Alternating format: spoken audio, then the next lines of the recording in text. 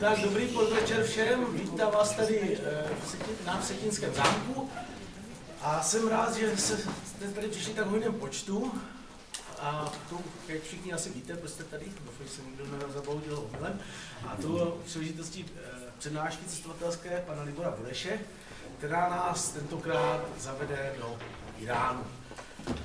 My jsme si na letošní rok nebo na letošní zimu připravili cyklus takových 2 přednášek, které nás provedou těmi velkými zeměmi v oblasti Perského zálivu. Dneska je to ten Irán a únoru, 26. února, zase ve středu, tak to zase bude pro změnu jeho soused Irák. Takže já jsem rád, že pan Bureš si udělal čas, že nás seznámí se svými cestovatelskými zážitky a takže se podíváme do tak zajímavé a pro nás exotické země, jako je Irán. Tomu dávám slovo. Dobrý večer. Já začnu negativně, myšlenkově negativně. Vydáme se do říše zla, jak se říká Iránu. A je to země, o které napsal Řetislav Tureček, to byl, já mám pocit, náš velvyslanec tam kdysi. Irán, země, do které se nejezdí. Takže tím začínám a uvidíte, co uvidíme. Já jsem si připravil na začátek takový politicko-historicko-náboženský úvod, ale jenom pár vět, protože to je nutné, aby jsme pochopili, kam se budeme vydávat. A potom už to budou spíše zážitky a obrázky z Iránu.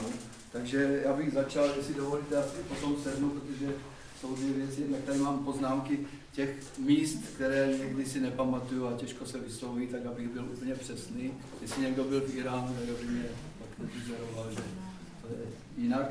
A jednak něco z páteří, takže budu radši sedit. Takže k tomu politickému různému úvodu. Irán je země, která, já tam dám hned první obrázek, Irán je země, která je v oblasti velmi hektické, co se týká vývoje historických událostí, ale i současnosti. Podívejte se, s kým vším sousedí, když to vemu tady nebo 8hodinový ručiček, Turkmenistán, Afghánistán, Pakistán, pak je Perský záliv, pak je Irák, pak je Turecko, Arménie a Azerbajdžán, čili tolik sousedů a každý ten soused je jiný. Irán je země, které se skutečně moc nejezdí, protože po roce 1979, když tam došlo k té revoluci, nastoupil Ajatollah Chomejny, tak prakticky se tam změnilo úplně všechno. Ale abych začal těmi novějšími dějinami a skutečně jenom pár vět, určitě vám něco říká jméno Muhammad Reza Pahlaví. Jsme tady mezi dospělými, my jako děcka jsme říkali rezavé pohlaví. No, tak já si to pamatuju ještě z toho dětství. A byl to takový velmi důstojný pán, já vám ho pak ukážu na obrázku, který byl tak milován Československou socialistickou republikou tehdy, že dostal nejvyšší náš řád Bílého lva a byl jmenován čestným doktorem na Karlově univerzitě. Že ho pak Iránci v roce 1979 vyhnali svinským krokem a nastoupil teda bohužel ten Ajatollah Chomejny, který to změnil úplně jinak, ale mám pocit, že k horšímu, co se týká vývoje vnitrostátního i celosvětového. Takže Mohamed Reza Pahlaví, to je on, fešák. Byl to člověk, který se narodil v roce 1919, ale zase jenom v rychlosti. Když převzal vládu, tak změnil název této země. Do roku 1935 neexistoval Irán, existovala Perzie. To je nám skoro více známo ještě, Peršané, Perzie. Ale on to změnil na Irán. Áriové, takzvaní, byli to takzvaní svobodní lidé, čili jako země svobody by se to mělo jmenovat Irán. V tom roce 79 ho vyhnali a nastoupil tady tento člověk, Ajatollah Chomejny, který to všechno tam změnil a vytvořil tak islámskou republiku v tom smyslu, že je to stát řízený vlastně náboženstvím, když to moc zobecním. A abyste viděli, jaký tam je vládní systém, pak už budeme jenom... Takže tak to vypadá systém, politický systém v Iránu. Nestudujte to, v tom se ani prase nevyzná. Jo? Nejvyšší je vůdce islámské revoluce, to je Ajatollah Chomejní, který zemřel v roce 1989 a nastoupil Ajatollah Chamenei, abych byl přesný. Pokud nezemřel teď někdy, tak ještě žije, ale musíme teda šíleně moc let. A to jsou takzvaní ti islámští vůdcové, kteří jsou nade vším. Když se podíváte na ty šipky, tak k němu směřuje něco, ale on diriguje úplně všechno. A toto je ten Ajatollah Chamenei, dnešní vůdce, a je to jenom pro zajímavost, kdybyste viděli někde jeho fotky, tak on se fotí tak, že on při atentátu, který na něho byl spáchán, tak přišel o ruku, nebo má ochromenou ruku, nebo nějak má znetvořenou ruku, takže vždycky je focen tak, aby to nebylo vidět. To jenom tak, že na něho byl spáchán taky atentát. No a my se dostáváme do Teheránu, ale já ještě pár věcí. Mám tady jednu takovou zajímavost, ale nevím, jestli mám říkat. Iránu je povoleno manželství na dobu určitou ze zákona, třeba na jeden den jenom. No, to myslím vážně. Jo? Takže na den, na dva, takže dva lidé se seznámí, vezmou se, prožijou svatební noc a plus pár do toho a pak se rozvedou. Prosím? Takže to jenom říkám, jako, že u nás to máme to, jako doživotně, jo, ale tady tam to mají tak dobře vyřešeno.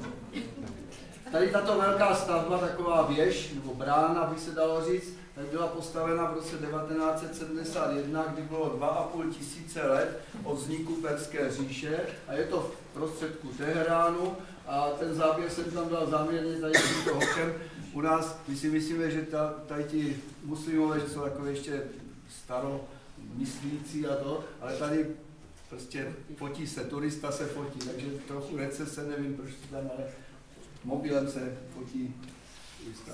Pod tou věží, já nedávám svoje obrázky, ale to mělo záměr, pod tou věží, když pak přišlo k té revoluci toho Ajatolla Chomejního, ani vyhnali toho Pahlavího, takže ta věž ztratila jakýsi svůj význam a v podzemí té věže je nádherné fotografické muzeum. Byl jsem v několika různých státech, v různých jako muzeích fotografických, čili aparáty a kamery a tak dále. A toto je úžasné. Ten hoch, co to tam spravuje, tak jsme s tím dali řeč a já říkám, že jsme Czech Republic a on šel a vytáhl českou vlajku a tak si říkám, můžeme se vyfotit, můžete. No a tak to vypadá provoz v Teheránu z té věže. Teherán je jedno z nejšpinavějších měst na světě, se říká z hlediska ekologického, ty výfukové plyny a tak dále. Provoz tam je šílený, na závěr, pokud vydržíte, tak jsem si nechal takové krátké video z Teheránské ulice, ale úplně na závěr celého. A já si ho pouštím někdy, když se chci zasmát, tak si ho doma pouštím na počítači, protože pořád mě to rozesměje. Ale to si nechme nakonec. My jsme začali v Teheránu a jeli jsme pořád dolů až na jih k Perskému zálivu, čili projeli jsme celý ten Irán od severu k jihu. První naše zastávka byla v Qom se jmenuje. To je nejposvátnější místo ne Iránců, ne muslimů jako takových, ale šítských muslimů. Meka jsou sunité, ale toto je nejposvátnější místo šítských muslimů, protože Irán je převážně šítský stát, proto má také problémy s těmi okolními státy, hlavně třeba ta válka, potom Irák, Irán a podobně. Takže toto je posvátné místo a toto je hrobka Fátimy, všem to není ta Fátima, která byla dcerou Mohameda, ale Fátima, mám to tady napsáno nějakého imáma Rézy, ale oni to pokládají za takové posvátné místo a je tady, já bych to řekl tak, to je jejich Vatikán. Význačné místa poutní a hlavně mešity můžete, tady není problém, na rozdíl třeba, já si vím, že v Tunisu, když jsem jezdil zájezdy, tak prostě tam bylo prkno a dál už jste se nedostali, někde vůbec se nedostanete do mešity. Tady vás vítají přímo, ale odděleně muži a ženy, tam jsou dva takové vchody, odděleně muži a ženy. V žádné z těchto církevních staveb se nesmí fotit fotoaparáty. To velmi přísně dodržuji a můžete fotit mobily. A protože jsou, jak to mám říct, protože nejsou vzdělaný, protože jsou blbý a neumím fotit s mobilem, tak jsem tam nefotil, ale stejně jako fotografie z mobilu já pořád to nějak neuznávám, protože nejsou kvalitní a když nekvalitní fotografii, tak radši nic. Čili nemám z interiéru nic, ale je to, ta výzdoba těchto mešit je úžasná.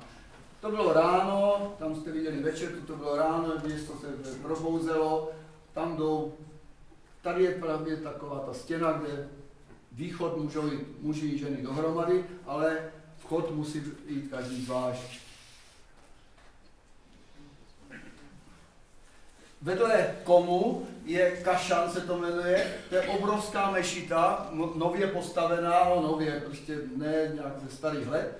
A Iránci jsou takoví, že do těchto posvátných různých a významných míst jezdí na výlety, na zájezdy, jak my jedeme třeba do supermarketu na sobotu nebo v neděli, tak oni jezdí tak, že tam jezdí stanovat, ne do hotelu. Toto bylo výjimka, že tady byl jenom jeden stan, to přihlásit někde z velké dálky někdo a čekal na tu sobotu, neděli, nebo kdy mají nějakou tu význačnější událost. Oni stanují tady na tom velké ploše, aby pak mohli navštívit to své posvátné místo.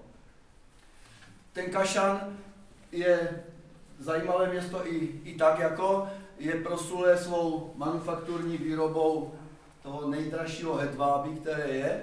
A jsme v Perzii, já řeknu, jsme v Perzii, a perské zahrady jsou proslulé na celém světě, už z historického pohledu. Jsou to nádherně udržované zahrady se spoustou vody, přestože to je samá poušť, tam ten Irán. Takže tady se budeme dívat a v různých městech vám ukážu pár záběrů vždycky z těchto nádherných zahrad.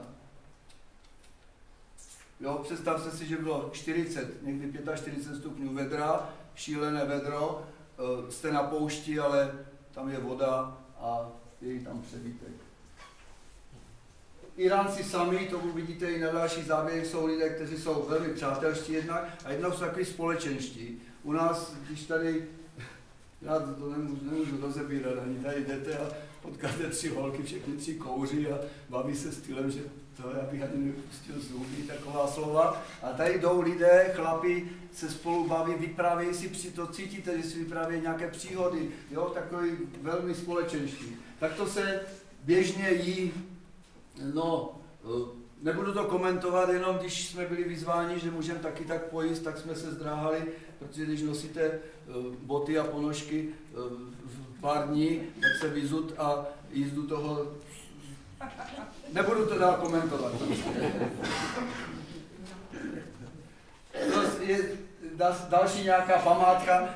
Některé mešity vám pojmenuju, protože budou významné, ale to jsou prostě další pamětní hodnosti toho komu. Další takový palác se zahradou. Všude dostatek vody, přestože nikde kolem voda není.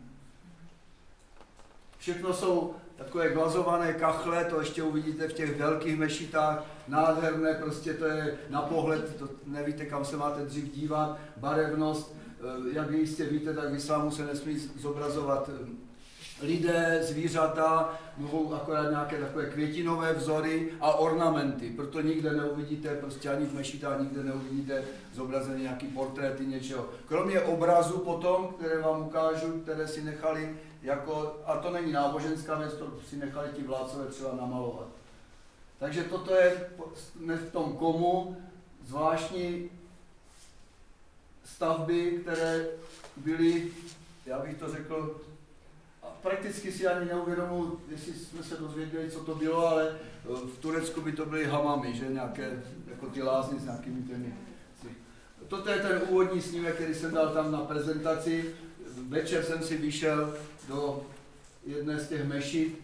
Můžete tam chodit bez problému.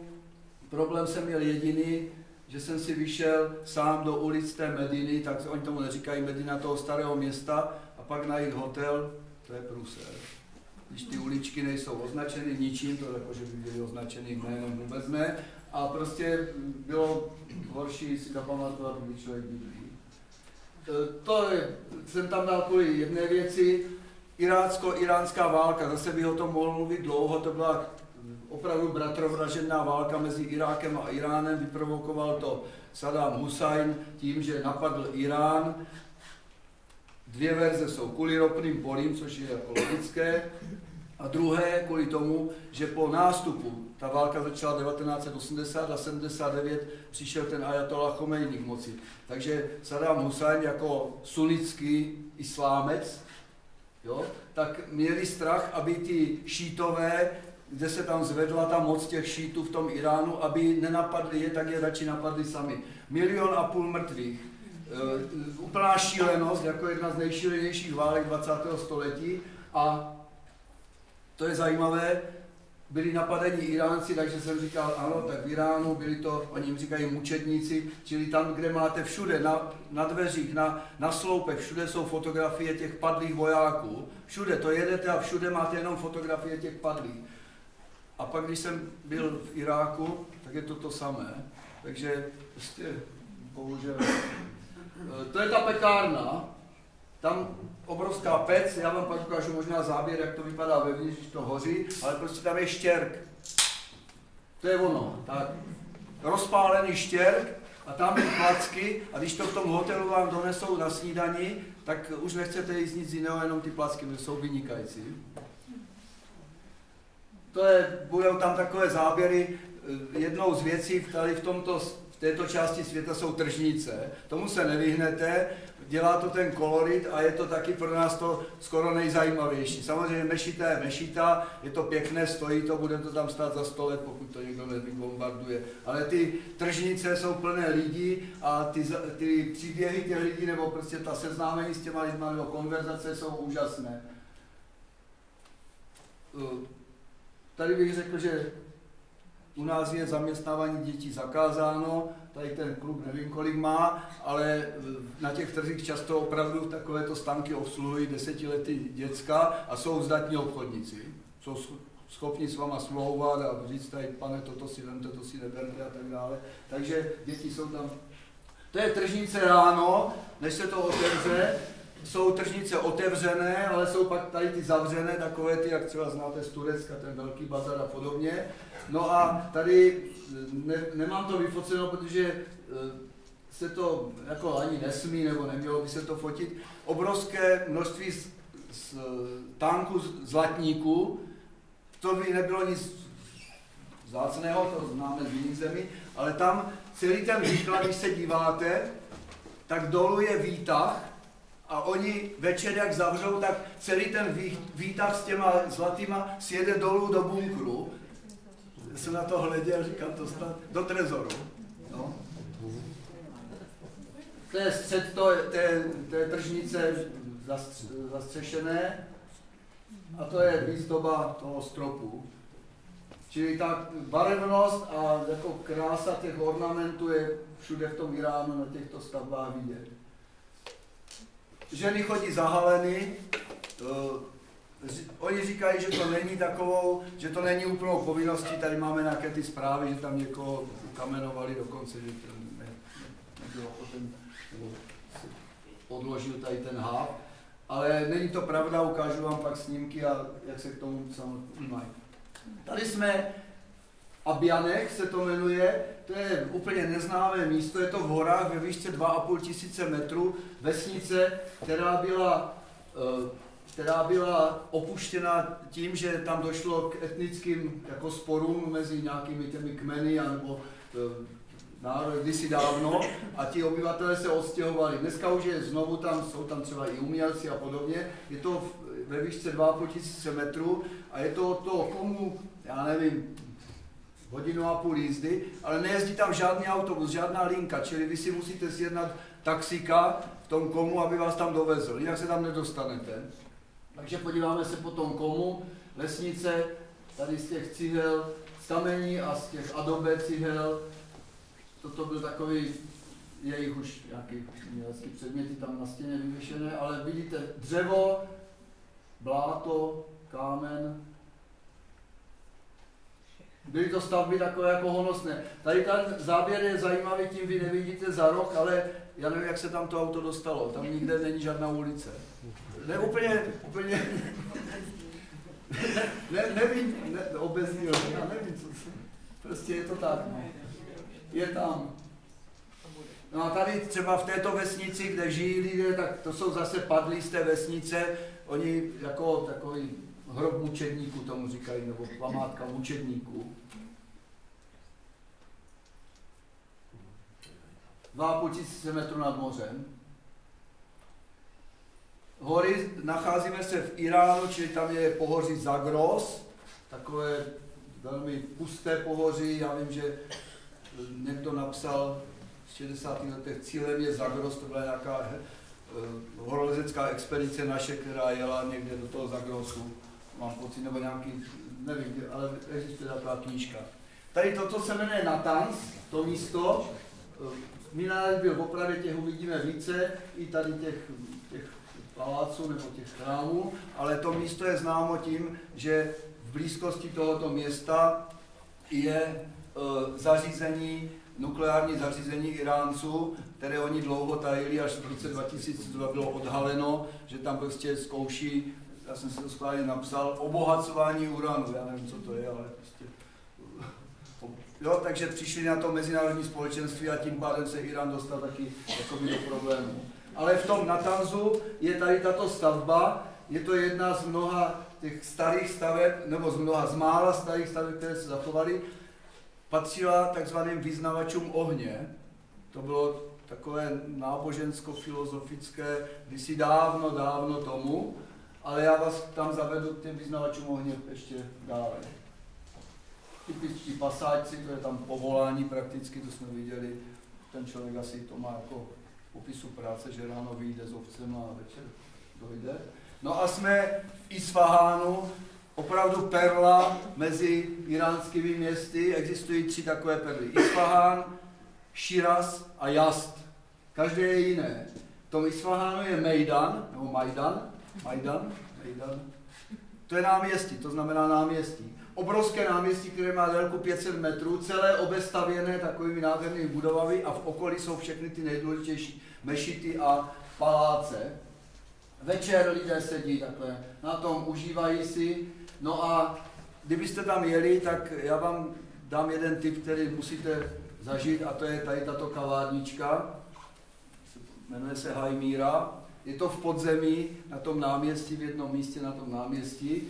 Taková úzká kavárna a ten majitel sbírá kde co. Tam najdete prostě absolutně všechno, úplně přeplněno, ale hlavně tam dávají vynikající, a teď vám to zase přečtu, šafránová zmrzlina s mrkvovým džusem. Řeknete, že to je možná zhovadilost, ale něco úžasného a k tomu si dáte jogurt, kterému říkají duch. No a já jsem tam byl, protože mě to někdo doporučil a tady tento člověk mě padl teda 150 cm vysoký. Jediný číšník v té kavárně, která tam bylo tak 150 lidí, taková dlouhá chodba. A já jsem mu říkal elektrická myš. On pořád takhle běhal, protože s každým tím nápojem, s každým tím jídlem musel doběhnout tomu stolu, které bylo v takové chodbě vlastně. A vždycky, když šel, tak já jsem něco s ním prohodil a když jsem šel platit, tak u pokladny sedělo 5 typických Iránčanů, podnikatelů, kteří mě zkasírovali. 5 chlapů čekalo, až já zaplatím, a on tam běhal jako elektrická myš. Zase nádherné, osvětlené, tady ty památky, bohužel některé byly teda podlešením. A toto už je ráno v Isfahánu. Všimněte si těch tvarů minaretů. V každé zemi nebo v každé oblasti naší země koule jsou jiné. Jo, turecké minarety jsou jiné než tuniské a tak dále. A toto je palác, který byl tak jako vládním palácem. Na tom náměstí je to jedna část toho náměstí. Dneska to je vlastně památka historická. A chodí se tam dívat školy, školky, tady se na tom náměstí můžete projet rikšama. A toto už se díváme z toho paláce na to náměstí. Je to opravdu nádherné, rozlehlé, nádherně upravené náměstí. Majdan.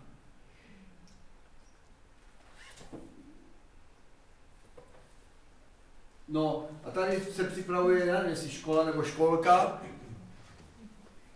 Děti, dámská nebo dívčí, bych řekl, dívčí, jdou na prohlídku toho paláce, jo? Pro ně to je, jak kdyby šli na Hradčany třeba.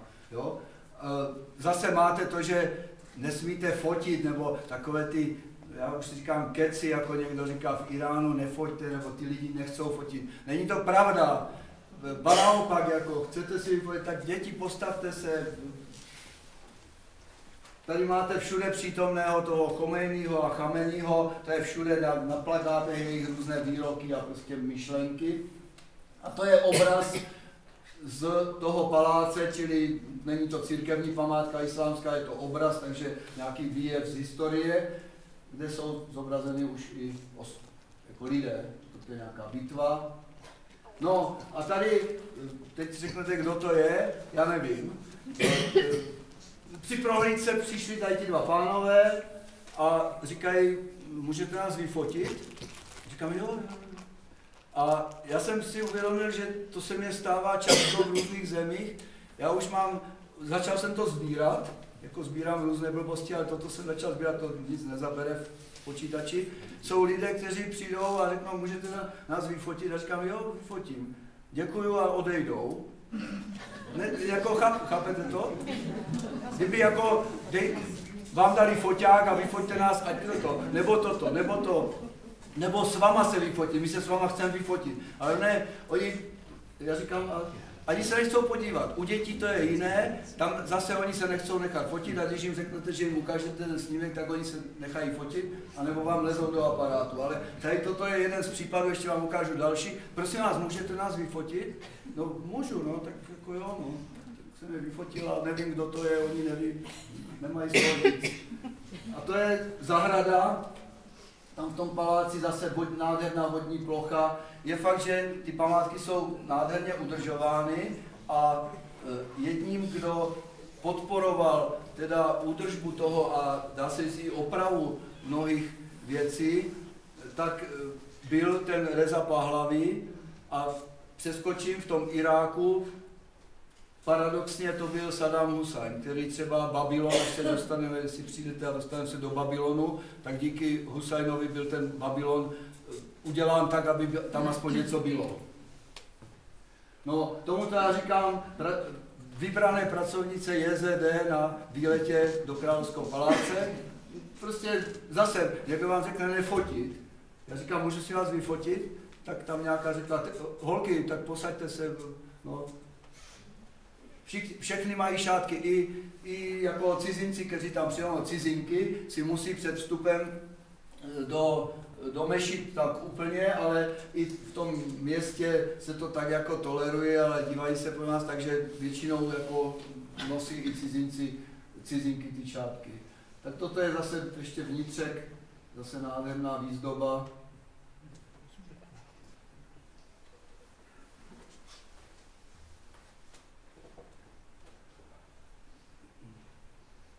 A koberce. Iránské koberce jsou známé. Když jsem jezdil do Turecka, tak mi je důvěrně sdělil náš tehdy průvodce, který tam byl, tak mě říká, no v Turecku se říká turecké koberce, ale my polovinu těch koberců dovážíme z Iránu, protože naše produkce nestačí. Takže Iránci jsou ti, kteří produkují hlavní množství tady těch koberců, které se pak prodávají. Tady ten vpravo, fousatý, vlasatý je Šimon, to byl ten jako průvodce, nebo ten hok, s kterým jsme tam byli. A to je hok, který studoval 5 let perštinu v Teheránu, takže tady chci říct, z hlediska cestování je lepší, je výhrou, když jedete s někým, kdo zná ten jazyk, ten místní, jo, že zná někdo dobře anglicky a tam se baví s někým, kdo zná anglicky, tak to je krásné, ale tady my jsme vystoupili, třeba jsme potřebovali taxika, tak jsme vystoupili nebo stáli a byli jsme bílí, jasně, že jsme byli cizinci, tak nic. A on promluvil na někoho a hned tam měl 10 taxiků, protože jejich.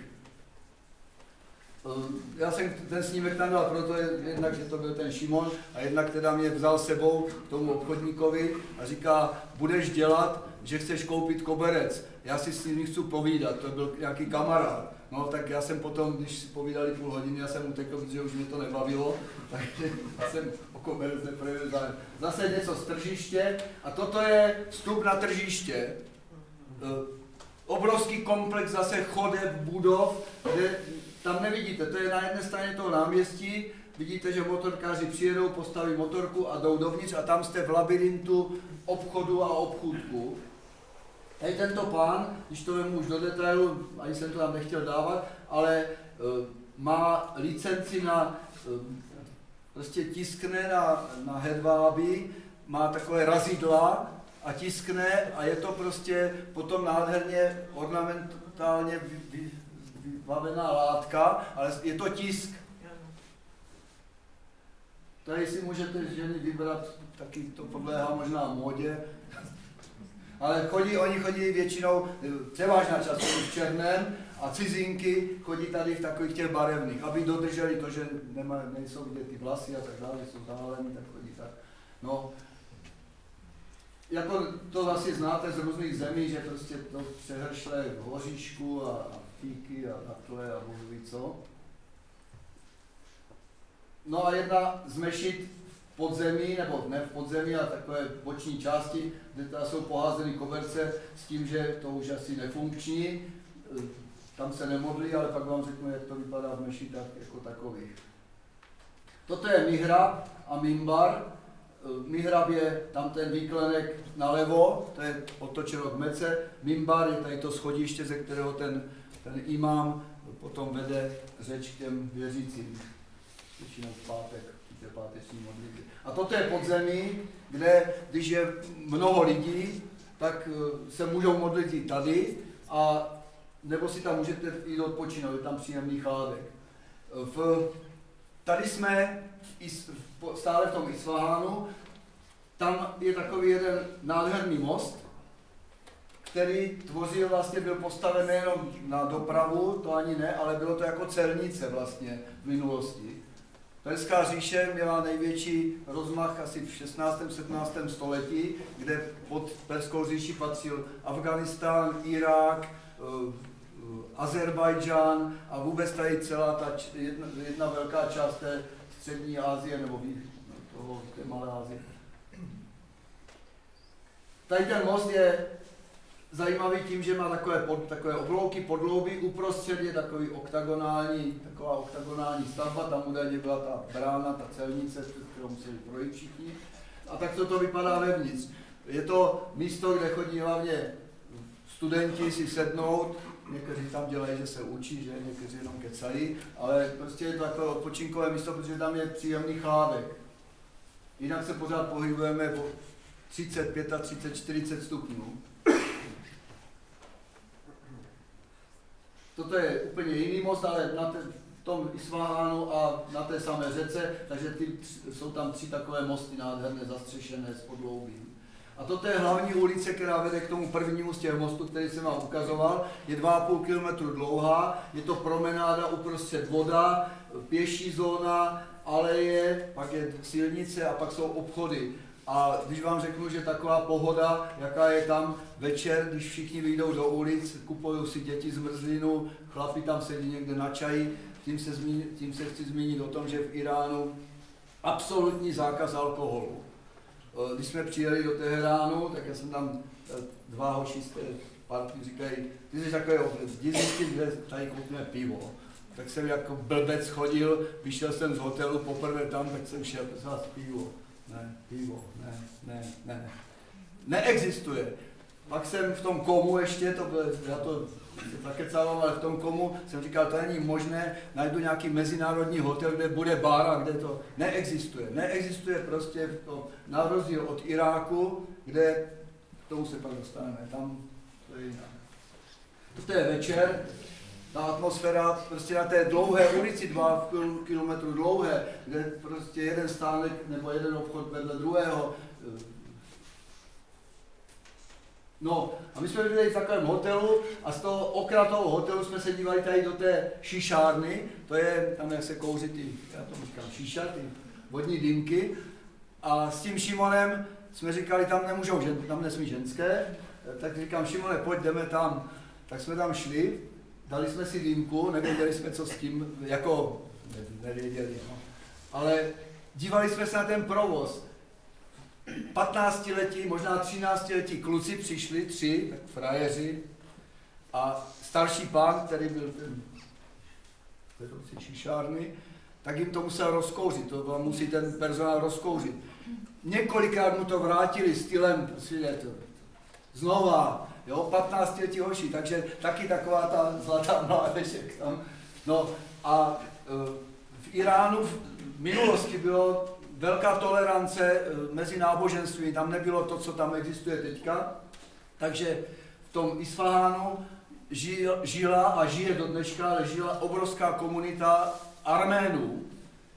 Tak vás zavedu do kostela, do katedrály Spasitele, která je v arménské čtvrti. To je takový dost děsivý obraz z té a toto je ten areál té katedrály. Čili je to arménská církev. Ta komunita těch Arménů tam do dneška je dost velká, ale byla daleko větší v minulosti. To je vnitřek chrámu. Tady paradoxně, když jsem dal obrázky na ten plakát tady k té besedě, tak jsem tam dal tady tento obrázek, ale neuvědomil jsem si, že vlastně to není typicky iránské, nebo typicky perské, nebo islámské, takže se objevil arménská prezentace. Je to celý komplex, tady ten arménský chrám a takový komplex staveb a kolem žijí prostě Arméni, jsou tam arménské nápisy a tak dále, čili v absolutní pohodě, žádný problém. My jsme pak jeli dále na jih a to je tak na ulici pustá krajina, prodavači prodávají takhle, že to dokonce i váží. Jako melouny, tak u nás asi taky, ale tam prostě, jako když těch melounů je všude plno, tak na té dále.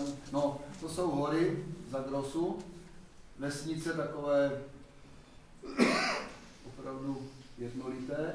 No a my jsme přijeli do Khorramabad, se to jmenuje, takové město provinční, dá se říct, nic moc, ale my jsme zastavili s tím minibusem a najednou tady tento se tam na nás vrhnul, tak jsme říkali, to je voják, nějaký opasek, nebo nějaký nevím co, nebo tam má nějakou... Byla tam nějaká slavnost takových těch folklorních souborů, jako Jasenka, a tak tam vystupovali, tak nás okamžitě takhle vzali a my jsme museli jít na takové náměstí, kde všichni, tady Sacan se s náma vyfotil, Jasenka se s náma vyfotil, Lipta se s náma a všichni, my jsme nemohli odtaď utéct, až už nám to bylo skoro nepříjemné. A tady ten člověk jako byl první, který nás odchytil a vyžadoval, aby jsme ho vyfotografovali.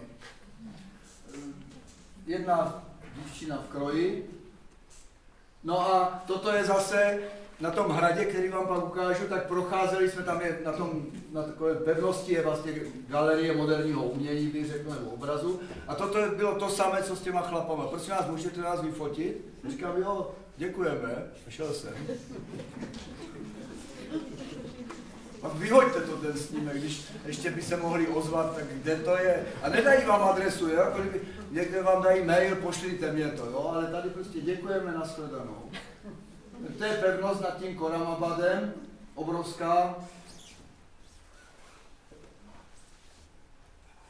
Takové provinční město. No a když jsem jel do toho Iránu, tak jedna ze zásad byla absolutně nefotit vojáky, policisty, vojenská zařízení, prostě to je, tam vás můžou zastřelit za to. Tak samozřejmě člověk skoro hledal, tam byl dav lidí, jestli tam náhodou není nějaký voják, aby to. No, sedl jsem si do hospody, kde, jako na pivo, já vám dopovím s tím pivem. Když řeknete bír, tak vám dají, u nás byste řekli bírel, takový, ale nemá to chuť bírelu, je to spíš taková nějaká, já nevím, taková, ne Fanta, já nevím, jak to nazvat, takový nápoj a oni tomu říkají pivo, skutečně v tom, ale 0%, čili 0%.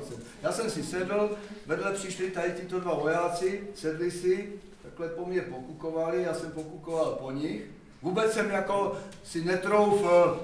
Najednou ten jeden z nich přišel a říká, můžeš nás vyfotit? Já říkám, jo, samozřejmě. No, takže jsem si je vyfotil. Oni si mě vyfotili, nebo se mnou se vyfotili, Čišník, nebo ten majitel toho nás vyfotil na mobil a já, blbec, jsem si nenechal vyfotit svým foťákem, abych měl jako fotku s vojákama. Tady je mám jenom samostatné. Byli úplně spokojeni, že jsem si je vyfotil, tak já nevím.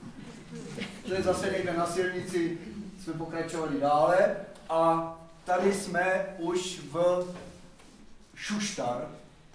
Šuštar se to jmenuje. Píše se to jak zajímavě, ale je to Šuštar. Je to památka UNESCO, ne tady ten barák. To jsme zase v takové té staré čtvrti, která polo rozbořená. Ale do Šuštaru se jezdí kvůli tady tomuto. To jsou vodní kanály a mlýny, které byly postaveny už za Římanů, nebo za Peršanů, ale stavěli to římští zajatci. Je to soustava vodních kanálů, která naháněla teda vodu na mlýny, které pak mleli obilí, mleli cukrovou třtinu a hlavně mleli také křemík, ze kterého se pak vyrábělo sklo. Je to unikátní světová památka, kde prostě v této zemi, kde vody je málo, tak vytvořili systém, který tu vodu zadržoval a hnal je na ty mlýny. Památka UNESCO. No a jsme ve městě, které se jmenuje Susi a blízko je Čogazambil se to jmenuje, ale ono to, když já budu mluvit o Susách. Susi jsou místo, kde je tady tato obrovská stavba, která se podobá něčemu, co potom je úplně běžné v Iráku. To jsou takzvané zikuraty. To obrovské pyramidální stavby, které většinou se ale rozpadly, protože byly z těch cihel adobe, takže někde to máte skutečně už jenom takový vršek, nepoznáte, že to byla stavba. A tady ty Susy bylo obrovské město za té Perské říše, ještě před naším letopočtem. A ten areál je taky jako památka UNESCO. Je to, tady to vidíte, byl to, prakticky je do dneška záhadou, co to bylo, jestli to bylo pohřebiště, tak třeba pyramidy, jestli to byl hrob nějakého význačného. Mělo to vždycky několik pater, ale vevnitř není nic. Jo? Není to jako, že by tam našli nějaké chodby. Takže taková nějaká podobné něco takového bylo postaveno v Babylonu a brali to, že to je ta babylonská věž, ale k tomu se dostaneme až bude. To jsou základy těch staveb, to bylo obrovské město, ty Susy, takže ten areál za 45 stupňového vedra bylo martyrium projít. To je pevnost nad tím. A tady toto je místo velmi zajímavé, když fotograficky prostě jedno z mnoha, ale tady, tam v těch místech, tam vzadu někde prej, byl nalezen Chamurabiho zákoník. Jestli vám to něco... No já to řeknu, jako právník jsem musel vědět, Chamurabiho zákoník byl údajně první zákoník na světě vůbec, který byl. Není to pravda, předtím existovaly sumerské v Babylonu zákoníky, ale je to pokládáno za já vám ho ukážu, můžete ho vidět, Chamurabiho zákoník můžete vidět v Louvru. A to je tady toto. Ano. To byl král Chamurabi někdy, já nevím, které století před naším Kristem, 4. 5. století před Kristem, tak je to v Louvru, byl tam nalezen tato stéla z nějakého tvrdého kamene, kde jsou vyryty zákony. My jsme se to museli učit dokonce, co tam na tom bylo napsané, ale jedno základní pravidlo v Chamurabiho zákoníku bylo oko za oko, zub za zub. Čili jako když někdo něco, já nevím, zabil ty bráchu, tak já budu taky, a bylo to po právu. Čili to byl takový ten starověký zákoník. No a ve městě samotném v Susách je jak se to řekne, hrobka proroka Daniela. Mně to nic neříká, kdo byl Daniel, ale je zajímavá tou stavbou, vypadá to jako homole cukru. Pevnost nad městem. Tato města byla z části některá přímo a některá byla třeba kousek od té i hedvábné stezky, takže byly vybudovány obrovské jako pevnosti, obchodní města, aby jako po té stezce mohly ty karavany se pohybovat. Tady jsem si dovolil, nemám rád, když si někdo fotí jídlo, nebo nemám rád, nedělám to a vždycky jsem se tomu smál, ale tady, abyste viděli, to je takový, jak se to řekne, čevapčiči? Takové ty v Bulharsku to je kebaby, kjufteta, kebabčeta a podobně, z rýží, různé ingredience k tomu, ale úžasnou chuť to má. To škoda mluvit. No. Škoda, že se nedají promítnout. Tak toto je ta hrobka toho Daniela v Susách. Do té hrobky zase můžete jít, je volně přístupná, není problém. No a tady jsou, jak jsem říkal, ty děti, tak tady to je jinak, tady se na vás vrhnou, že chcou vyfotit, ale lezou vám do toho aparátu, takže musíte jim říct několika hogaři postujte, já vám to pak ukážu, jo, a jsou na rozdíl od dospělých, aspoň chtějí tu fotku vidět, ale ti dospělí poděkují a jdou pryč. Toto je někde, jo, to jsem si tam dal, to jsme na nádraží, my jsme pak jeli noční přejezd, takže jsme jeli do Širasu a zase třeba v tom terminálu toho autobusového nádraží zase tam máte Chomejny, Chameny a nějací tady ti mučedníci. No, jeli jsme noční jízdu, já to řeknu po svém, řidič jel jako prase, byli bychom rádi, kdyby jsme tam byli už na konci toho, no a nakonec v horách nám jako píchl kolo, a řeknu tak, že kdybych já mu to neřekl, tak mu to je jedno. Prostě píchli zadní pneumatiku a to třískalo, já jsem seděl vzadu, tak to třískalo, no to za ním tam je, to je dobrý. No a když už to, tak ta byla rozflákaná úplně na padr, takže teď co? Tak jsme sehnali taxíky, nebo nějaké kolem jedoucí auta a rozděleně jsme se dostali do toho Širázu. A byli jsme rádi, že už dojíždíme jiným než tím autobusem. To jsou hory v oblasti Šírázu zase velmi nehostinné, protože všude kolem rovina a poušť a tam tady tyto hory. Toto se mi líbilo, to je za jízdy foceno, ale podařilo se. Tam, když zafoukal vítr, tak bylo vidět, že ho to bere opravdu, jako když zafoukal vítr, tak... Nevím, co to. No a jsme v Šírázu, další z těch, druhé z těch zajímavých nádherných měst. Opět trh, to je nezbytné, tam prostě se touláte po trzích. Toto, abych pravdu řekl, to jsou nějaké třeba rozdrcené oříšky a různé prostě takové sladkosti, které oni ještě dovedou po vrstvách takhle, a pak když to skrojí, tak nekupte si to. Co se týká ale jako sladkosti, tak já se k tomu dostanu, mám tam jeden snímek, jsou tak sladké, že pro 10 lidí stačí jeden kousek, aby ho chutnali, jak si to nesí. Širáz je město, které jinde byla vždycky pevnost na kopci a město bylo třeba opevněno, ale tady to je absolutní rovina a ta pevnost je uprostřed města. Nevím, jak to bylo dříve, ale určitě kolem byly domy nějaké dřevěné nebo bůhví jaké, ale tady uprostřed města, dá se jít na hlavní náměstí, stojí pevnost. Je tady taky taková ta blbost, která dneska světem letí, jo, a jela v Šíraz, a jela v Praha, a jela v Vsetín, ještě, já to navrhnu tady v představenstvu, aby... Ne, tak kdybyste tam pozvete někoho a on se tam... Máme kruháč, ne? A jela No. No comment. Takže I love Širaz. No, ta pevnost je dneska takovou památkou, je tam jakýsi muzeum malý a tak dále. Ve městě taky další zahrady perské, ono se to bude opakovat, jsou podobné, jsou nádherné, některé jsou třeba přímo se nazývají pomerančová zahrada, některá třeba zahrada růží a podobně. Toto je uprostřed té pevnosti. To je takový, tady, jak se oblíkali Balaši do starých časů. No a tady tento záběr je můj oblíbený, Šimon, toho poznáte, to byla jedna účastnice té skupinky naší. A tady ten holohlavej s tou menší, tak jdeme se Šimonem kolem té pevnosti a bavíme se česky, o něčem jsme kecali. Najednou před náma šel tady ten člověk, otočí se a říká česky, říká, vy jste Češi? Říkám, jo, my jsme Češi. Jsem na něho hleděl, říkám, ty jsi kdo? Já jsem Čech. Říkám, jako, a co se, já ti říkám, už byl takový 3krát, ne naštvaný, ale říká, já ti říkám, že jsem Čech. Říkám, ne, kecej, perfektně česky. Říká, já ti říkám, že jsem Čech. Nosím bílé ponožky, piju pivo a nadávám na vládu.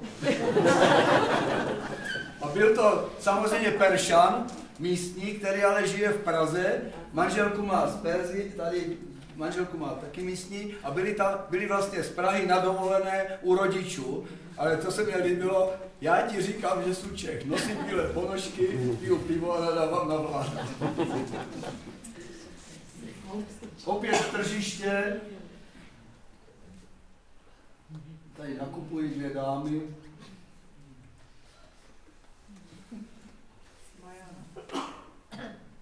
Na tržišti se vlastně odehrává všechno, ti lidé tam žijí od rána do večera, že ti obchodníci. Takže odpočívají, hrají si, ví a všechno. Toto je, ten Širaz je taky město koberců, se tomu říká, čili tady, to je taková reklama na jednom náměstí, tam ten koberec vyšívaný, ale on to není koberec, on tam myslím je namalované, nevím co. Ty děti jsou živé a tady ta paní, ta není mrtvá, ale ta je keramická, to je socha, lákadlo prostě na koberec. Nádherná mešita s takovým sloupovým, úžasným v Širázu. Když už jsem u toho, možná bych to řekl později, tady do těch mešit můžete, není problém a navíc tam je perfektní jedna věc. Tam, když přijdete a jste unavení, tak si tam lehnete a usnete a můžete. Já jsem tam viděl takhle chlapy, říkám, to snad není možné, tak v kostele tady spí jak kůňu maštale. A byl jsem tak unavený, že jsem prostě si tam 2 hodiny zdáchnul a úplně v pohodě. Takže nádherné místo k odpočinku, je tam chládek a je tam ticho. Tady zase máte ten mimbar, to schodiště. A tady je mihrab, udělaný zajímavě, jakože tam je ještě taková jakoby díra, údajně proto, aby ten člověk ještě jako se před tím Allahem ještě teda byl níže a níže.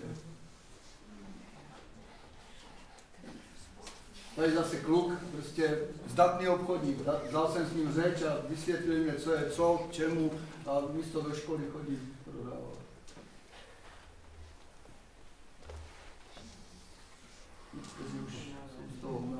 Ne, tam na těch tržištích u nás to je taky tady přeplněné obchody, ale tam se divíte, že jako proč tam toho je tolik, protože to nikdo nemůže koupit. Tam těch prodejen koberců je 100, jo? Zlatnictví je 100, tak kdo tam a jdete a když tam budete stát hodinu, tak jeden člověk vejde do jednoho obchodu a jinak všichni jsou prázdní. Tady to je, myslím, Tadžik. Tady žije strašné množství z těch bývalých postsovětských republik a dělají většinou tak, jak k nám jezdí, dejme tomu dneska Ukrajinci nebo prostě, jo, takže tam pracují jako tady ti nosiči a podobně a jsou údajně rádi, že mohou být tam jako bez problémů. A tady je ta prodejna, je taková cukrárna, kde jsme říkali, jako, že koupíme si něco. Někdo říká, dejte nám půl kila. A ten Šimon říká, neblbněte, vemte jedno a zkusme to. No, tak jsme zkusili a už jsme tam nešli dál. Nedá se to, to je tak strašně sladké. Je to proto, že v tom vedru, ono to je s medem a strašně cukr, aby to se neskazilo. Čili, no a v tom Širasu je hrobka jejich nejznámějšího básníka, nejslavnějšího takového, já nevím, nebo Karla Hynka Máchy, tak spíš. Je to ze 14. století, jmenoval se Hafez a tam zajímavé je to, že oni, ti Iránci, ho tak zbožňují, že to přežilo všechna ta staletí a dneska se říká, že když přijdete do iránské rodiny, tak tam mají na stole, na nočním stolku mají Korán a básně toho Hafeze. A znají je nazpaměť. A taky, když tady u té hrobky se shromažďují lidé, tak si tam přijde třeba rodina a otec předčítá nebo memoruje z hlavy ty básně. Takže takové zajímavé, velmi zajímavé místo pro ně. Pro nás atrakce, ale pro ně takové skutečně posvátné místo. A říkají, že on má takovou popularitu jako největší hvězdy pop music a různý sportovci. A ještě dneska, ač to je už několik století, tak to je ta jeho hrobka. A tady to je typické, to je rodina, to není žádný, já nevím, možná to je nějaký ten imám, ale spíš si troufnu říct, a mám pocit, že to tak bylo, že to je někdo z té rodiny, tady ten nejstarší, oni si sednou a on jim zase vykládá, jo, možná ty básně, možná nějaké svoje zkušenosti ze života a oni mu naslouchají, čili taková pospolitost, rodina.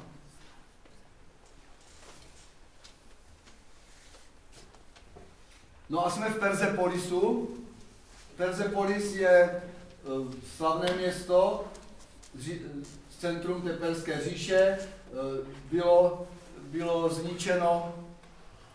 zničeno Alexandrem Makedonským jako pomstu za zničení Aten a dneska to je jedna z nejslavnějších vlastně světových historických památek, chráněná UNESCOem.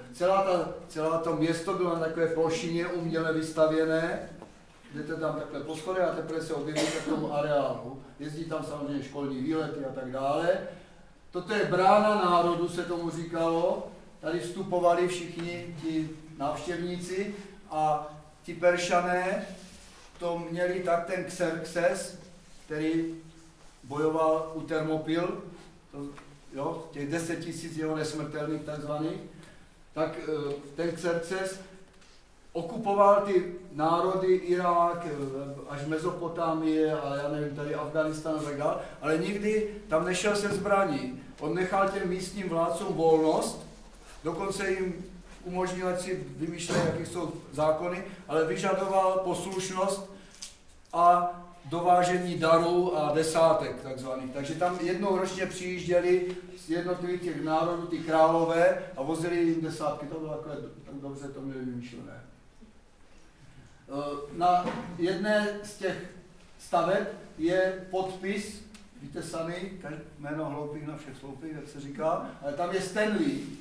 To byl ten americký novinář, který našel Davida Livingstona v Africe, byl pracovníkem New York Herald Tribune, tam to napsal, slavný cestovatel a novinář, tak se tam zvětšnil. To je ta brána borců. Zůstalo tam spousta tady těchto různých zbytků paláců. Jedním ze ne znaků, ale z typických jako vyobrazení je tady tento pták. Nevím, kdo to je, ale když poletíte iránskýma aerolinkama, tak to mají ve znaku. Iránské aerolinky mají tady toho ptáka ve znaku. A tady je pohled zhora na celý ten areál Persepolis. O tom by se dalo dlouze vykládat, kdo tam byl, jak to zaniklo a tak dále, ale to byla naše průvodkyně. Tady je stěna potom, to nejvzácnější tam je tam stěna, kde jsou takovéto reliefy těch 25 národů, které byly podřízeny Perské říši a každý tam je vyobrazen, jak jdou k tomu králi a nesou dary. Čili tam máte, já plácnu, někdo je s velbloudama, protože byl z Afriky, někdo je s tím, někdo nesl hedváby, někdo nesl toto. Takže to tam je vlastně ta historie toho Persepolis je takhle znázorně a zůstala zachována naštěstí. No a kousek od Persepolis jmenuje se to Nakše Rostam, to je jedno, a to jsou 4 hrobky slavných vládců Perské říše, co byl Xerxes I, to je ten s těma termopilama, Xerxes II, Darius I a Darius II. Bylo to vytesáno tak jako třeba v Petře, jo, do skal a částečně to bylo poničeno za té irácko-iránské války. Tady jsou výjevy z těch bitev. No a jsme zpátky v Širazu, toto je takzvaná brána Koránu, když se přijíždí z jedné strany do Širazu, tak taková brána. Tady zase jedna z těch zahrad. toto byla, myslím, ta pomerančová podle listy, ne? Je to tak? Pomerančová zahrada. Hlavně je to, že pořád jsme na poušti a vody tam mají neúrekom.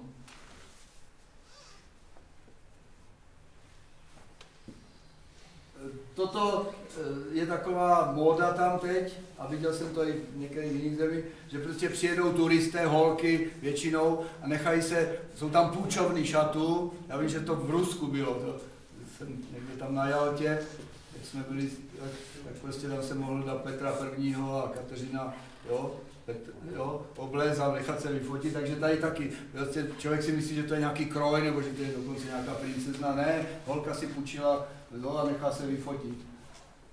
Takže to jsou ty zahrady v Širázu a je tam takové zajímavé okno, kde ty dámy většinou se nechají vyfotit. Stojí tam šílená fronta, takhle to nevidíte, stojí tam fronta těch holek a dole stojí jejich manželé nebo příbuzní nebo známí a čekají na to, až přijde řada, že tam ta jejich bude a může si vyfotit, takže hrozná sranda, jo.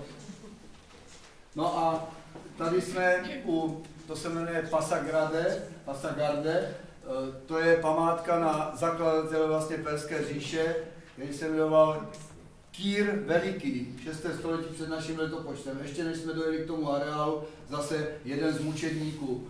V uvozovkách nebyli to jenom vojáci, byli to i děti třeba a tak dále. Čili každý, kdo padl v té irácko-iránské válce. A toto je hrobka toho Kýra Velikého. V opuštěné krajině, nikde nic, jenom tady tato obrovská hrobka. Zase ty nehostinné hory, které se táhnou skutečně od severu k jihu, tak jak my jsme jeli. Zase dálnice, můžu říct, že je velmi kvalitní. Při velkém provozu tam jezdí hlavně strašně moc nákladáků, protože všechno tam železnice moc nejsou, takže všechno nákladákama se převáží. No a to je náš řidič, ale já to musím říct, já to se zase zakecám, ale musím to říct. My, když jsme byli v tom Širázu, tak jsme šli do jedné z těch zahrad a řekli jsme mu asi za 2 hodiny, ať tam přijede, že nás vezme.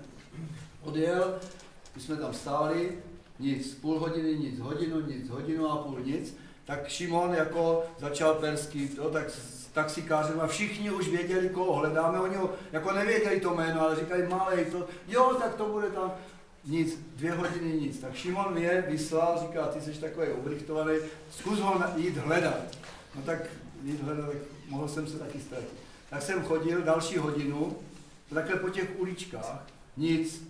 Tak jsem šel už jim říct, že jako bohužel, v tom se otočím a ten náš minibus jede.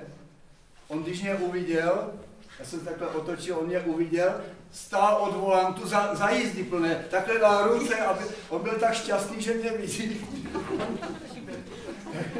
Zaspal prostě. My jsme uvažovali, utekl nám, nebo já nevím, co, já jsem si dokonce napsal, co tady. Spletl si čas a ještě něco, 3 varianty a byla 4., že zaspal. Toto je hotel, ve kterém jsme bydleli v tom Širázu. A tam jsem ještě ho požádal, když jsme se rozloučili, jsme pak jeli už dál autobusem, tak, že se vyfotíme. Já jsem říkal pane plukovníku, protože měl nějaký 3 plínky. A on si mě zamiloval potom do toho, že prostě já jsem byl ten, který ho našel. No a jsme v Jazdu, to je to 3. město a poslední vlastně z té trojice těch nádherných měst. Tam je takzvaná modrá mešita. A pak je tam takzvaná páteční mešita. Minarety této mešity, to je ta páteční, jsou zvláštní v tom, že jsou neuvěřitelně vysoké a neuvěřitelně štíhlé. Přitom jsme v oblasti, kde bývá zemětřesení. Jo? V tom Jazdu už jsme byli, já jsem teda mluvím za sebe, jsem byl tak oprsklý, že jsem v noci chodil asi do 2 hodin v noci těma uličkama, fotil jsem si a neměl jsem pocit, že by někdo přišel za mnou a že by mě jaksi zabil.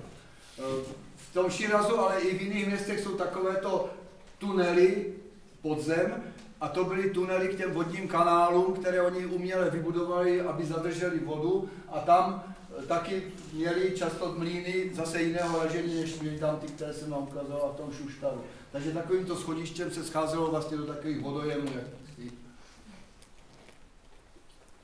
v noci to bylo, jsem nepotkal človíčka a bylo to nádherné, na rozdíl od toho dne, kdy tam je firmo. Toto je taková už moderní hodinová věž na hlavním náměstí v Širazu. A tady tyto věže, to, co vidíte, tak to jsou, já bych dal hádat, ale to jsou ledničky. Větr šel průduchy dolů a vyháněl ten teplý vzduch. Já jsem tomu nevěřil, že tam máte nahoře 45, tak jak může. Opravdu to fungovalo. My jsme do nich vlezli, jednou já jsem si tam rozbil hlavu navíc ještě, takže jsem měl následky, ale vlezete dovnitř a tam dole je chládek. Takže měli to nádherně vymyšleno, kde není voda, jo? Kde není čím to vychladit, kde není led, kde nejsou hory kolem, aby mohli stáhnout. Tak to tam mají, to jsou takzvané věže větru, tomu říkají, a jsou to vlastně chladníci. No. Tady takto se tkají látky a koberce, to jsem tam dal záměrně na tomto stroji, který, když jsme se dívali, tak jsme si říkali, to není možné, ale jo. To je majitel.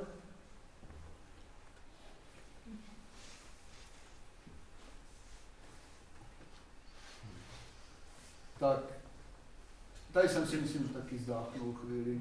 To máte, přijdete z toho vedra a tady je příjemně, tak si lehnete, dal jsem si brašnou fotografickou podlahu a spal jsem. Normálně jsem usnul, natvrdo.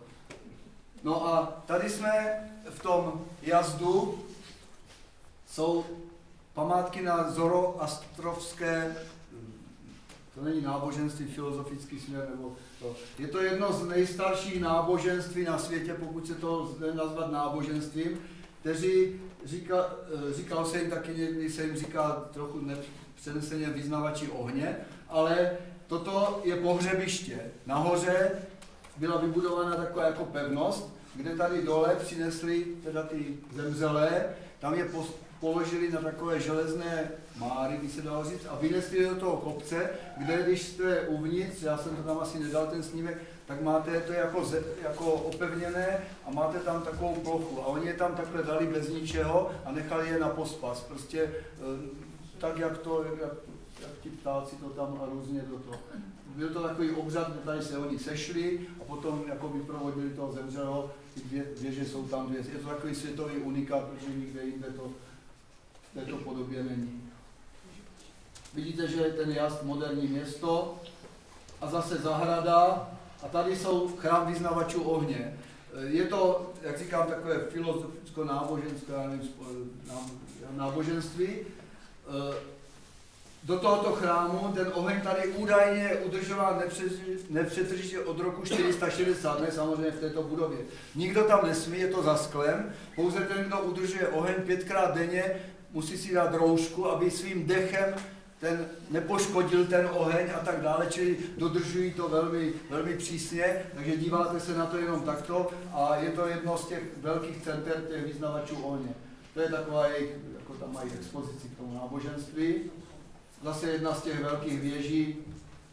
No a tady v té zahradě, v tom jazdu, jsem viděl tady ty 3 studentky, jednoznačně, prostě byly takové ty krabice na hlavě, jak já tomu říkám, a měli dort, tak jsem se jich zeptal, tak promovali zrovna a měli tam studovali chemii, tak měli na tom dortu takový nějaký chemický, jako vidíte tam, jako jak se znázorní ty molekuly a podobně, tak jsem s nimi dal řeč, byly velmi příjemné, jako pobavil jsem se, co studovali a tak dále, procházel jsem si dál zahradou, pak jsem na ně narazil znovu a to už jako nevydrželi, říkali, dáte si s náma dort, tak jsem si s nima dal ten dort, to už měli rozřezané, no a tady jako jsme se rozloučili, takže žádný nepřístupné, nesmí se fotit, nechtějí, abyste, ba naopak. No a toto je pítko, tak to mají všude uděláno na těchto takových těch významných místech, kde chodí turisté a to. Je to hygienicky zcela nezávadné, je tam voda, vy si vezmete tady to a máte brčko, které zasunete, napijete se, brčko odhodíte, čili velmi moderně a nádherně vyřešený problém pití. To jsme pořád v tom jazdu, vidíte, že tady ta mešita s těma 2 vysokýma minaretama je tam takovou dominantou. A zase Ajatollah Chamenei, tady něco z Koránu. No a tady jsem se, my jsme byli asi 2 nebo 3 dny, takže tady jsem se setkal s cyklistou, s Francouzem, který jel po střední Asii velký okruh, tak jsem mu řekl, že jsem kdysi taky. Tak je to složité, jako on mě bral jako malé, že mě podpíral jako důchodce, takže já jsem mu říkal, ty jsi dobrý, já jsem kdysi jezdil na kole po Evropě, tak jsme dali řeč hned a velmi příjemný chlapík. Tady děti na ulici.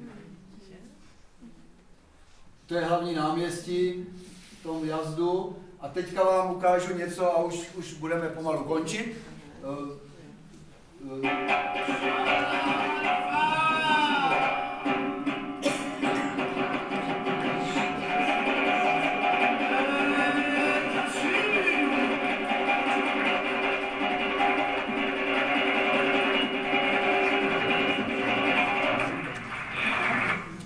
Tomu se říká Zurkána. To by se dalo o tom vykládat dlouze, já to zkrátím. Pochází to z doby Peršanů, když bojovali armády perské, tak aby udrželi ty bojovníky jednak při fyzické kondici a jednak teda, aby nekouřili a nechodili za babama a podobně, tak prostě povinně měli takové tréninky. A bylo to tady toto. Oni to udržují jako tradici, je to úžasné vidět, je to takové skoro unikátní, protože zrovna v tom jazdu jsou takový jako nejlepší tady ti, co to jako předvádějí pro turisty. Ukážu vám další, co dělají a nechám to běžet. Jo, protože bylo to fyzicky velmi náročné a oni se tím udržovali v kondici a v takové poslušnosti. Mají své tradiční takové podkolena. A tady takové ty kužely, s kterými cvičí, já jsem si ho vzal, ten kužel, já jsem ho neunesl. Oni mají až 50 kg a oni s tím takhle dělají, jako by to bylo... No a celé to končí tady tím rozcvičováním a tam tím vidím toho...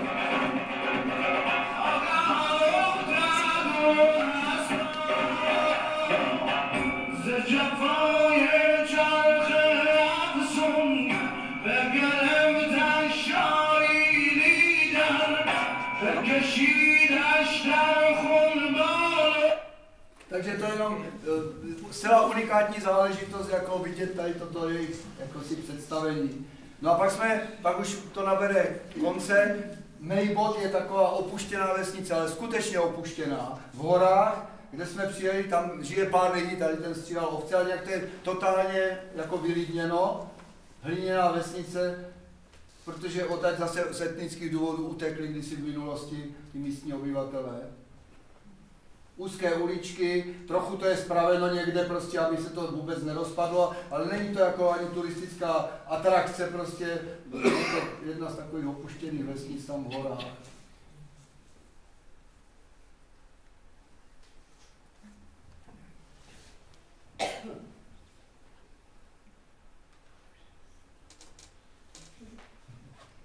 No a tady to je Čakčak, já to vezmu trošku, abych vás neunavil. Čakčak je místo v horách, kde je taková jeskyně, kde se odehrála jedna taková pověst, kde princezna jednoho z šáhů byla napadena Araby, kteří prostě ji sledovali a přišla, byla tak unavena, že už nemohla dál jít, měla poslední údajně nějaký nápoj,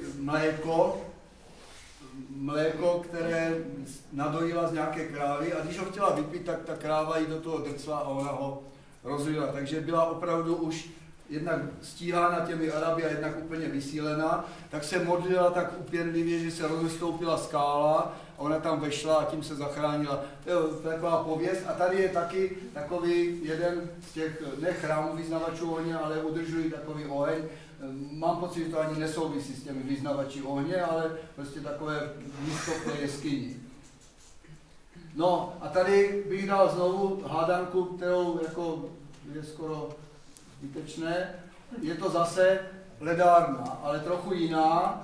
Je to velká ledárna, kde vozili z hor skutečný led tady ho dávali do této obrovské díry vlastně na sebe a tam se udržoval tím větráním té věže, se udržovala nějaká nižší teplota a tam si chodili obchodníci prostě pro kusy ledu. Takže toto byla skutečně takzvaná ledárna.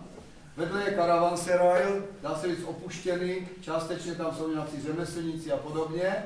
A toto je takzvaný ptačí dům, nebo oni tomu říkají pošta. To byla ptačí pošta, kde prostě holubí pošta bych řekl, holubí dům, ne ptačí dům. Takže to je její vnitřek toho domu, kde ti holubi, jako, tam si je vzali a posílali zprávy prostě někam jinam. Takže fungovalo to, nevím kolik bylo vstupů, kolik byla zase známka. Tak toto je ten dům těch holubů, holubí dům. No a jsme, tady toto je ještě ta pustá krajina úplně na jihu, už jedeme k Perskému zálivu a jsme v Bandar Abbas, to je velké přístavní město, odkud se jede na ostrov, který se jmenuje Kešn. A toto město je velká tržnice, hlavně s rybama. No, říkám, viděl jsem moc tržnic, ale takový smrad, jaký byl na této tržnici, tak jsem ještě nezažil. Tam opravdu to skoro nemůžete vydržet, ale ti lidi tam jako jsou na to zvyklí. Takže to je ta Bandar Abbas a my jsme potom pluli na ostrov Kešn, který je v Perském zálivu a to byl závěr celé té naší cesty. Spali jsme v takovémto jakoby hotelu, spali jsme v takovém hotelu, který se ještě dostavoval z jedné části. A teď se podívejte, jak tam pracují.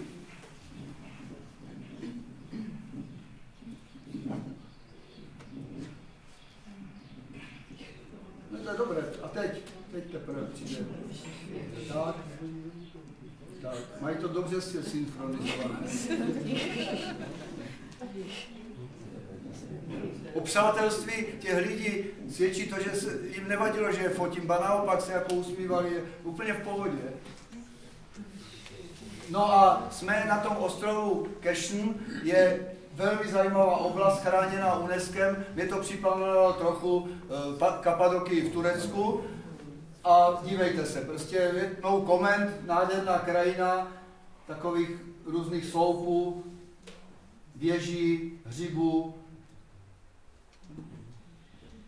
Dá se říct unikát. Tady dochází velmi často k zemětřesením v této oblasti a dlouho to bylo jakoby nepřístupno turistům nebo vůbec návštěvníkům, takže my jsme se tam dostali, nechci říct jedni z prvních, ale jako málo lidí tam zatím jezdí. Je to památka UNESCO.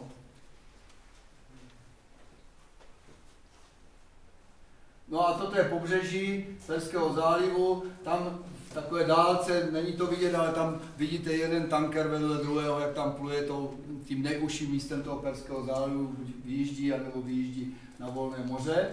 No a tady toto jsme zase zažili díky tomu Šimonovi, který tam měl kamaráda. To jsou takové skruže, které jsou na pláži v písku a nic tam není. Ale očekává se, že se tam budou líhnout želvy. Želvy, já pořád tomu nevěřím, údajně až z Jižní Afriky plují po moři a tady jako nakladou vajíčka na tu pláž a pak se čeká.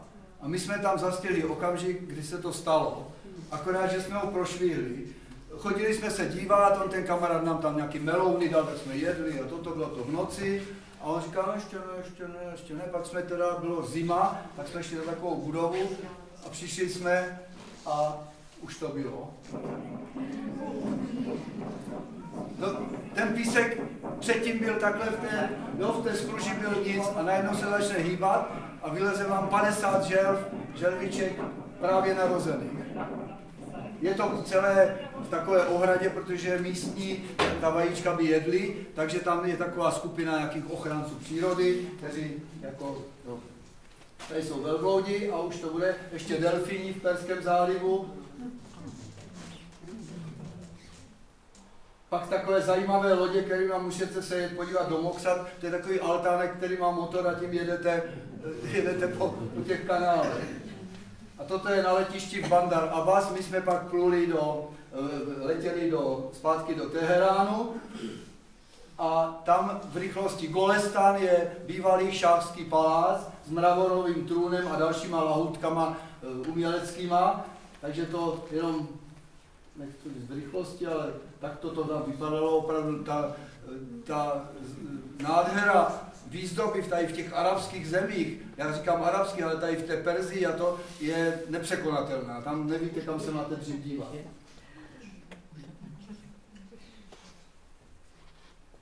To je na trhu, to jsem tam dal jenom, abych přeskočil, to je na tržišti.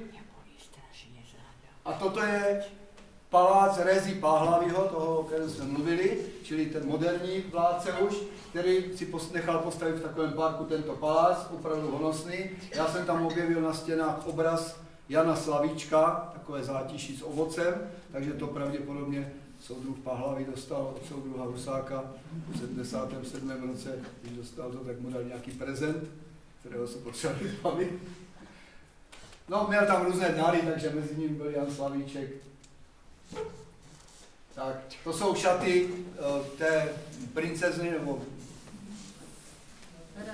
chtěl jsem říct šachistky, když to je král a královna, tak šach až šachist. No, manželky to, která ještě žije, to je ta Farah, která údajně má snad 96 let a ještě žije. To je v tom paláci, toto je ten palác, moderní budova, postavená, ale uvnitř tak udělána to. A teď nevím, jestli to už bude poslední, ale jako lahůdku, a tím bych skončil a vyjde mě to akorát, co jsem si dal, tak vám ukážu, jak to vypadá na ulicích Teheránu v dopravě. Když jsem si chtěl fotit při první návštěvě, když jsme tam přiletěli, tak jsem si chtěl na ulici na křižovatce fotit jako ten ruch, jenomže tam jsou policajti, tak jsem byl upozorněn, že ne, že teda jako policie ne. Tak jsem nefotil s tím, že najednou vidím, že 3 policajti řídí tu křižovatku, ale každý úplně jinak. Tak jsem se tomu tak jako smál a nic jsem byl. No a teď už otrkaný jsem v Teheránu viděl křižovatku, kde nebyl žádný policajt. Tak jsem říkal, tak to musím natočit. Dívejte se, já se tomu musím smát ještě, když to vidím po 50, protože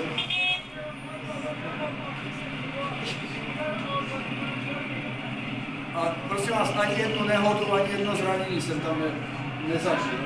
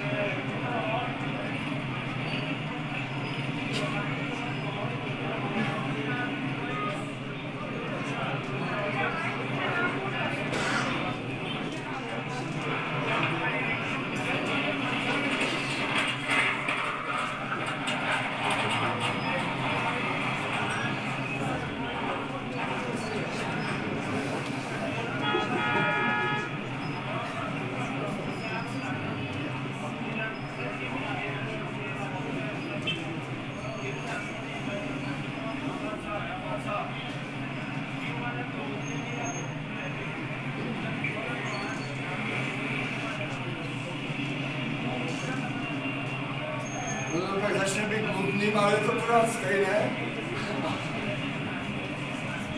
Já tam už hledám detaily, prostě tam někde vzadu, jak ty lidi tam, to je něco tak šíleného, ale je jedna zásada, že se musíte, a to je i v jiných zemích, třeba ve Vietnamu, když jsem byl, tak prostě vám řeknou, jděte kdykoliv do té ulice, vůbec se nedívejte, jako jestli tam jede auto, nejede, ale jděte pořád stejnou rychlostí. Ne takové to, jo, teď proletím. A i ti řidiči jedou pořád tak, aby mohli zareagovat. No a poslední snímek, úplně, ten vím, že je poslední, jsme jeli potom v noci na letiště, tak směrem na letiště je hrobka ajatoláha Chomejního, do které se nedostanete, jako to je veřejnosti nepřístupné, takže akorát noční pohled na hrobku ajatoláha Chomejního a tím jsme se rozloučili s Iránem. Pro mě to byla přátelská země, já jim tam pořádek, co se týká vnitropolitických a nějakých náboženských sporů, nebudu dělat, takže musím to brát, že jsem tam byl jako turista a mně se tam líbilo prostě. Takže to je všechno a já jsem sám sobě slíbil, že to a úplně přesně, ježišmarja, to